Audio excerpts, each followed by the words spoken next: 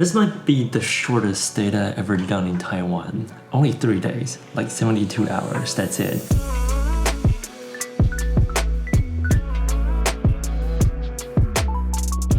By the way, pardon the mess here. I'm in the middle of like a move here and it's gonna take some time for me to organize everything here. But if you've never been to Taiwan, 3 days is definitely not enough. I guess 3 days is not enough for any places that you ever want to go. I feel like whenever you're going to a new location, at least 5 days, I say, that you can probably get a gist of how the place, how the city, how the location feels like. But for me, I've been to Taiwan many times.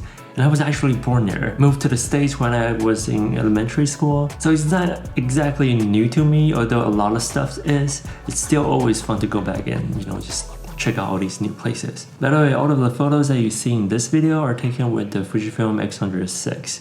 I've been really trying to use this camera as my daily camera and kind of like get to know it again since I had the T before. It's like the 3rd generation, but still kind of different since it's been maybe like 8 or 9 years after the 3rd generation. So a lot has changed, both internally and kind of externally too. I'll be making a more detailed video about that in the near future. Alright, so first thing first, the very first day that I always go to whenever I land in Taiwan is the night market. That's like the most exciting thing for me, at least, to go, because there's just so many good food. Amazing food. If you've never been to Taiwan before, you have to go to the night market. It's almost always my first dinner on the day of my arrival. There are many night markets in Taiwan. Some are very local and some are curated for tourists. You kind of have to try them to see which I like more. For me, the one I like to go to is Raohe Night Market and also Ningxia Night Market.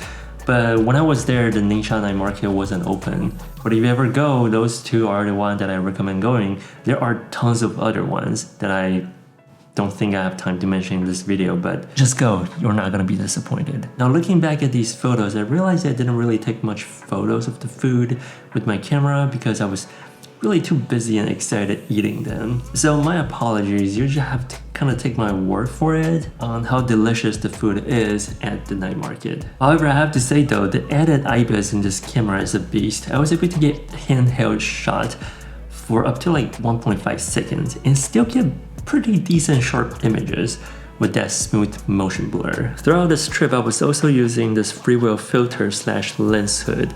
It's a little bulky in my opinion, but it's got CPL plus mist filter, and at the same time, you get this lens hood in front of it. Everything's built in one piece, and that's how you turn the CPL filter. Essentially, it's like a little great combo to use on the street. However, because of the circular polarizer, it does cut down lights that goes into the lens, so you have to like compensate for that, which makes your go-to street camera settings a little different. I was also using this filter at night, which wasn't exactly ideal because the amount I used the circular polarizer just wasn't that much.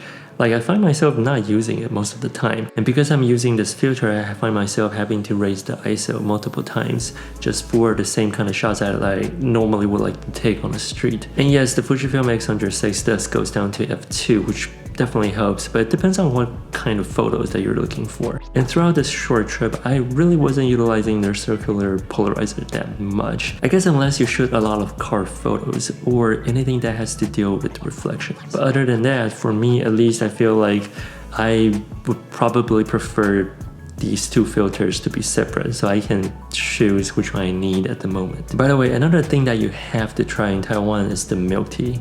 If you don't know, boba milk tea actually originated from Taiwan, and nap tea was way better than I expected.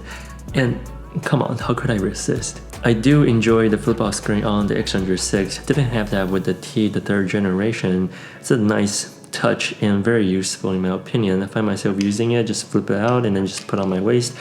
It makes a very nice and discreet street photography camera. And the viewfinder was also great, where you can switch between like electronic viewfinder, also the optical. But I actually gotten very used to the LCD screen. Because I've been shooting with the Ricoh for like more than 3 years now, it doesn't even have like a viewfinder. But having options is always a good thing. The next day, I went on an exploration of small streets in Taipei. Not too extensively, just a short walk around the neighborhood. There were some very interesting stores and very vintage looking ones too, but many weren't open.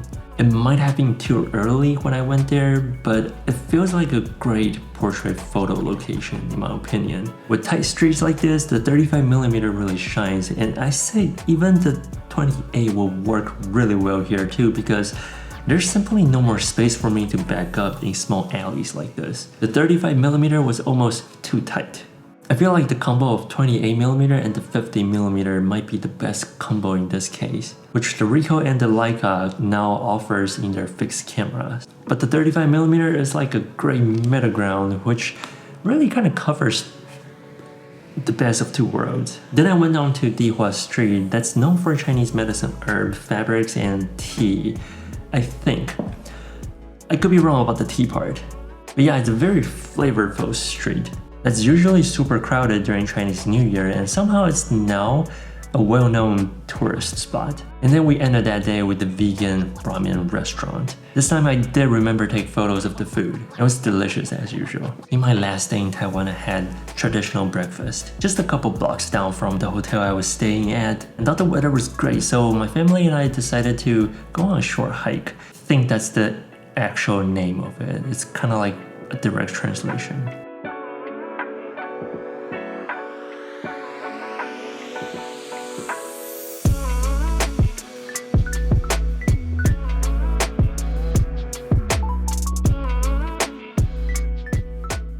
I've been here many years ago, and there wasn't even a trail like this. It was just like muddy everywhere. But now there's a trail. And that's great, because a lot more people can access to this place. And here we go, a lot more to go.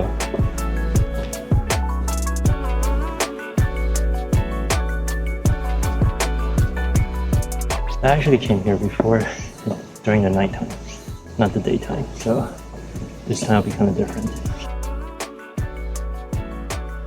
Kind of drizzling now, so probably not the best thing to do first thing in the morning.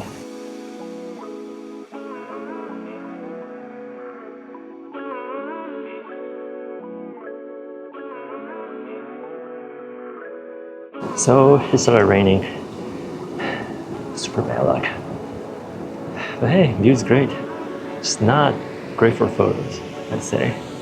It's really kind of a hit or miss.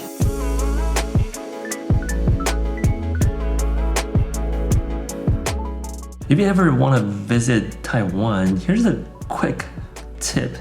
That is to bring an umbrella all the time with you. Don't even look at the weather forecast. That's not gonna work. Just bring one, and you'll thank me later. After the hike, we went to this Michelin vegetarian restaurant. The food was amazing. It was just phenomenal, especially after a hike. Maybe the hike helped. But that's kind of how my 3-day short trip in Taiwan ends. It's very sad that I couldn't stay longer because of my schedule, but I was able to get some good quality family time out of it. So I guess it was still kind of worth it.